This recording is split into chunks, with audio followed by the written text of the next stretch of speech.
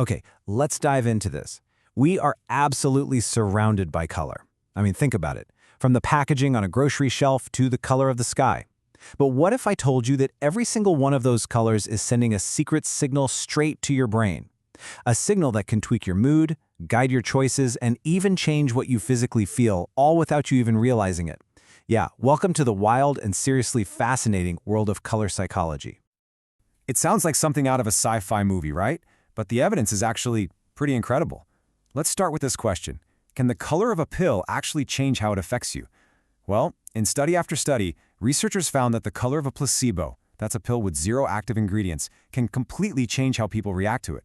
So hot-colored pills, reds, oranges, yellows, are consistently reported to work better as stimulants. But cool-colored placebos, like blues and greens, are seen as more effective tranquilizers.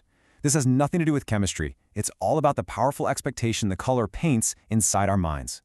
And what's really interesting is that this is not a new idea. Not at all. Humans have been trying to crack the color code for thousands of years. You can go all the way back to 2000 BC, where ancient Egyptians used colored rooms and sunlight filtered through crystals as forms of therapy. Fast forward to the late 18th century, and you've got brilliant minds like the poet Goethe linking colors to personality types. He was so obsessed, he actually published a whole theory of colors, arguing its impact was deeply psychological. And then in the 20th century, the legendary psychologist Carl Jung really sealed the deal, famously calling colors the mother tongue of the subconscious. So in this explainer, we are going to break down that code. We'll start with how color literally hacks your brain, looking at the science. Then we'll see color in action, with some real-world data. We'll also get into why it's not so black and white. Context is everything. And finally, we'll talk about what this all means for you. Okay, let's get into the science of it. How does a simple wavelength of light manage to trigger such a huge response in us? Well, it all starts deep inside the brain. At its heart, color psychology is just the study of how colors influence our behavior. But it's not about the obvious stuff, like you saying, "Oh, blue is a nice color." It's about the sneaky perceptions we're not even aware of, the automatic little shifts in our feelings and judgments. It's the reason why walking into a yellow room might actually make you feel a little more energetic, even if you never consciously think, "Wow, this room is yellow." To really get this, you have to understand that color speaks to our brain in two totally different languages. The first is what's called embodied meaning. This is our biological hardware. It's an automatic physical response that's just built in. Think about the color red. It's a long wavelength color, and it can literally increase your heart rate in arousal. That happens no matter who you are or where you're from. But then there's referential meaning. This is the language we learn over time. It's all about association. You see a brown can of soda, you automatically expect a cola flavor because you've learned that connection your whole life. That meaning depends entirely on your experience. So, why do you have a favorite color? Well, a really cool idea called ecological valence theory suggests it's not random at all. It basically says we like or dislike colors based on all the emotional experiences we've had with things of that color. So if you've got tons of great associations with clear skies and clean water, you're probably going to like blue. On the other hand, if you think about things that are brown, a dislike might come from a deep-seated aversion to things like decay or dirt. Our entire life literally colors our world. And this brings us to the master key that unlocks how this whole thing works: expectation. As Dr. Walter A. Brown says here, what we believe will happen plays a huge role in what actually happens. This is the engine driving the placebo effect, and it's the exact same mechanism that turns a simple color cue, like a red pill, into a real physical feeling, like being more alert. And this is not just some fuzzy psychological concept. We can literally see it happening in the brain. Using things like PET scans and fMRIs, scientists have watched it happen. When someone expects pain relief from a sugar pill, their brain can actually fire up its own internal opioid system to dull the pain. I mean, how incredible is that? In one study with Parkinson's patients, just the expectation of getting their medicine, even when it was a placebo, caused their brains to release a measurable flood of dopamine. So no, the effect of color is not all in your head. It's a real, physical, biological event. Okay, so the theories are definitely compelling. But what does this look like out in the wild? Let's take a look at color in action, everywhere from the grocery store to the science lab. All right, think about the last time you bought something new. How much did its color really matter? You might think, not much, but get ready for this number. Research shows that a whopping 62 to 90% of our first impression of a product is based on color alone. That's huge. It's why so many fast food chains use red and yellow.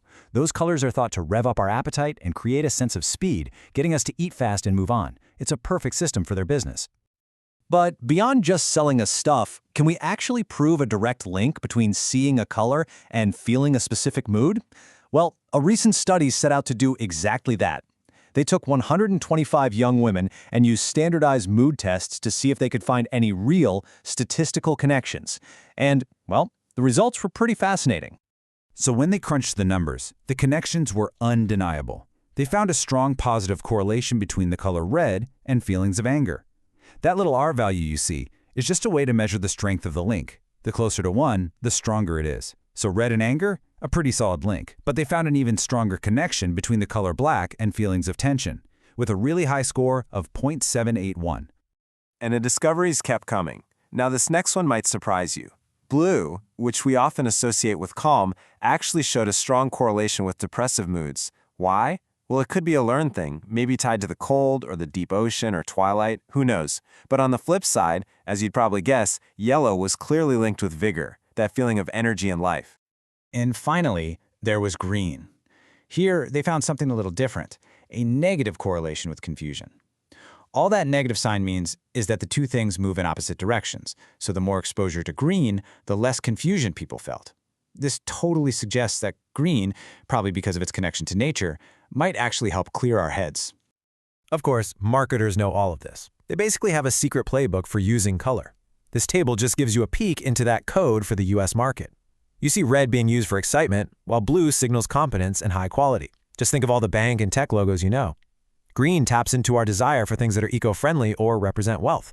And black can mean anything from sophistication to fear. It's a whole language being spoken all around us all the time. But, and this is a really big but, it gets complicated.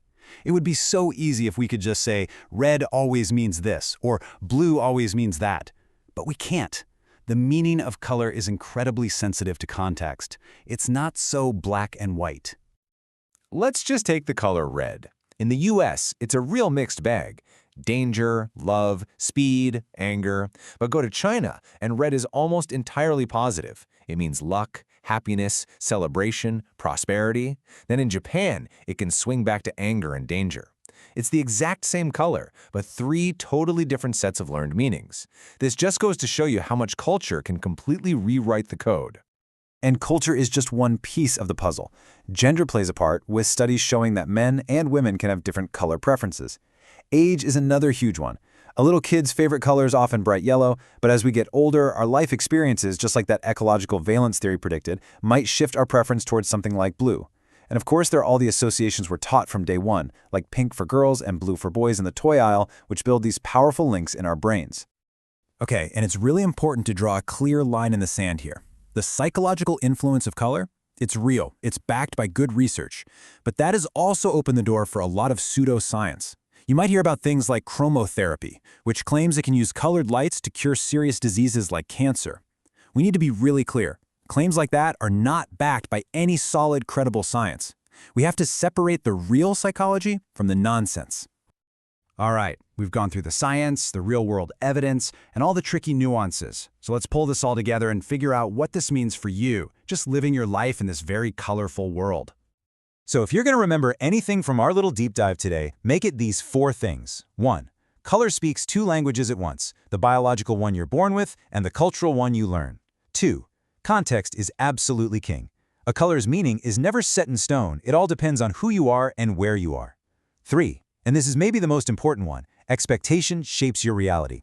Your brain can turn a belief about a color into a real physical change. And 4. Use this knowledge. Become a more critical consumer. Start noticing how brands and designers are using color to influence you every single day. Which brings us to our final thought. The world around you is constantly using color to talk to you, to nudge your decisions, to shape your mood. But now you understand the code a little better. So the real question is, what are you going to do with it? Are you going to repaint your office to be more productive? Will you look at that cereal box on the shelf a little differently? Now that you can read the code, what will you change?